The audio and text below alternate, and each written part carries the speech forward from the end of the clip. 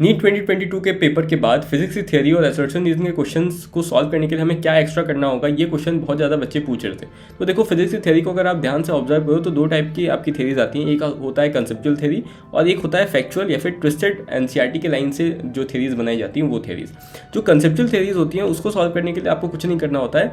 ये जो है किसी भी चैप्टर से आ सकता है, चाहे 11th हो या 12th हो, और ये मोस्टली फॉर्मूला बेस्ड होते हैं या फिर बेसिक कंसेप्ट जो कि आपको सिखाए जाते हैं अपने डिटेल लेक्चर के टाइम में, जो टीचर्स आपको पढ़ाते हैं वहीं से पूछे जाते हैं। तो इनको सॉल्व करने के लिए आपको कुछ एक्स्ट्रा नहीं करना होता है। जो भी आपने कंसेप्ट पढ़े हैं अभी तक, जो भी आपने पीवाईक्यू सॉल्व किया है, क्वेश्चन सॉल्व किया है, बस उसी के बेसिस पे वहाँ पे क्वेश्चन पूछे जाएंगे। बस वो थ्योरी के फॉर्म में होंगे। तो आपको बस फॉर्मूला देखना है, फॉर्मूला में जो आपको दिख रहा है कि डायरेक्टली प्रोपोर्शनल है या इन्वर्सली प्रोपोर्शनल है, उस हिसाब से आपको उस क्वेश्चन को सॉल्व करना होता है। तो इसके लिए तो कुछ एक्स्ट्रा आपको नहीं करना है। अगर आपने अपना नोट्स बनाया तो आप उसको कवर करो, और नहीं बनाया तो जो मैंने टेलीग्राम चैनल पर अपने नोट्स डाल रखे हैं उसमें सारे पॉइंट्स कवर्ड हैं कंसेप्ट्स के साथ, तो आप उसको एक बार गो थ्रू कर लो और उसमें जो भी हाईलाइटेड पॉइंट्स है उसको देख लो। कंसेप्चुअल थ्योरी के क्वेश्चंस तो आपको वहीं से बन जाएंगे। मेन जो दिक्कत आती है वो आपकी फैक्चुअल या फिर ट्विस्टेड एनसीईआरटी लाइंस जो उठाई जाती हैं उसमें दिक्कत आती है।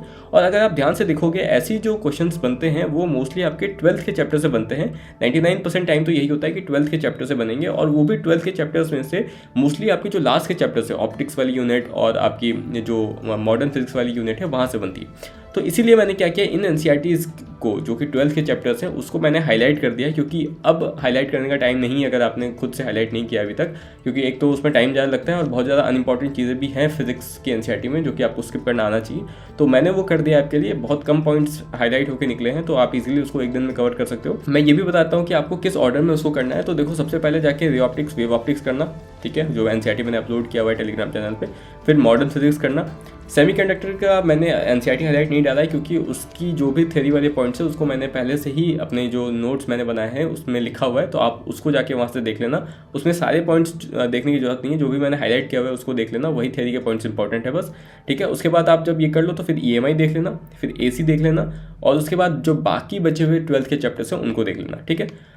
11th के लिए तो मैंने बता दिया कि इसमें आपको कुछ एक्स्ट्रा नहीं करना होगा। 11th से बहुत ज़्यादा कम ही फैक्चुअल थ्योरीज पूछी जाती हैं, तो उसमें आपको कुछ नहीं करना है। जो 11th के आपने बेसिक नोट्स बनाए हुए हैं, अगर उसमें थ्योरीज हैं या कंसेप्ट्स हैं तो उसको कर लो। नहीं किया हुआ है तो मैंने अपनी एनसीईआरटी 11th की एनसीईआरटी में पॉइंट्स लिखे हुए हैं, उसको आप अगर कर लेते हो तो आपकी जो 11th की एनसीईआरटी से अगर कोई भी थ्योरी का क्वेश्चन आता है तो आप इजीली उसको सॉल्व कर पाओगे, ठीक है। 11th की एनसीईआरटी से एक चीज़ कर लेना कि आप सारे चैप्टर्स के पॉइंट्स ऑफ पॉइंटर और समरीज को कवर कर लो, ठीक है। वो कर लोगे तो आपका ऑलमोस्ट जो थ्योरी वाला पोर्शन है वो कवर हो जाएगा।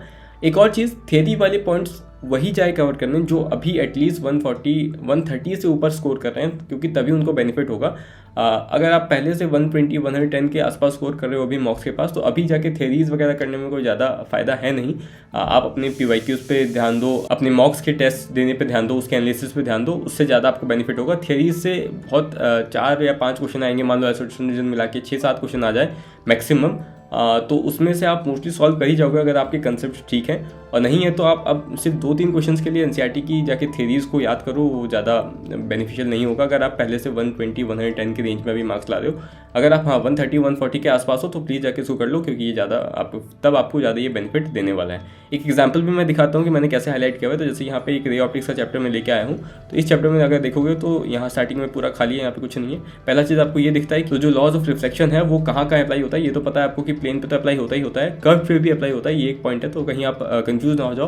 तो ऐसे ही पॉइंट्स को मार्क करना होता है जहाँ पे आप कंफ्यूज हो सकते हो। फिर रियल इमेज और वर्चुअल इमेज कैसे बनता है उसके ऊपर कुछ पॉइंट्स है जिन्हें नहीं पता है वो यहाँ पे देख लें, इसके लिए मैंने मार्क किया हुआ है, ठीक है। फिर अगर आप यहाँ देखोगे, ये एक थोड़ा इंपॉर्टेंट मेरे को लगा, क्योंकि यहाँ पे क्या हुआ है, इन्होंने बोला है कि रे डायग्राम बनाने के लिए किस किस टाइप्स की रेज आपकी ली जा सकती हैं, ये दिया हुआ है। तो ये पूछ सकते हैं इजीली कि which of the following rays will not be use in the formation of ray diagram. फिर अगर कोई न्यूमेरिकल में इंपॉर्टेंट थ्योरी है तो वो भी मैंने यहाँ से मार्क कर दिया था, तो उसको भी आप देख सकते हो, ठीक है। फिर इसमें आगे जाओगे जब आप, तो आगे आपको और मिलेगा कि यहाँ पे देखो, जैसे कि रिफ्रैक्टिव इंडेक्स जो होता है उसके फॉर्मूला में sin i by sin r आता है, लेकिन यहाँ पे जो रिफ्रैक्टिव इंडेक्स है वो इंडिपेंडेंट होता है एंगल ऑफ इंसिडेंस के लिए, तो ये कंफ्यूजिंग चीज़ हो सकती थी, तो मैंने इसको मार्क कर दिया है। फिर ऑप्टिकल डेंसिटी, मास डेंसिटी में क्या फ़र्क है, ठीक है। तो ये सब चीज़ें यहाँ पे ऐसे करके मैंने पूरी एनसीईआरटी को मार्क किया हुआ है, जो भी आपकी इंपॉर्टेंट थियरीज वगैरह हैं, तो उसको देख लेना। आप इजीली पूरी 12th को एक दिन में कवर अपनी इसको रिफ़र करके अपनी एनसीईआरटी को हाईलाइट कर सकते हो एक दिन के अंदर, ठीक है। ज़्यादा टाइम नहीं लगेगा आपको, बहुत ज़्यादा पॉइंट्स नहीं है, मैंने एकदम इंपॉर्टेंट चीज़ें ही से मार्क की हैं जो कि आपके एग्जाम में दिख सकता है आपको। तो होप कि आपको ये बेनिफिशियल लगा होगा।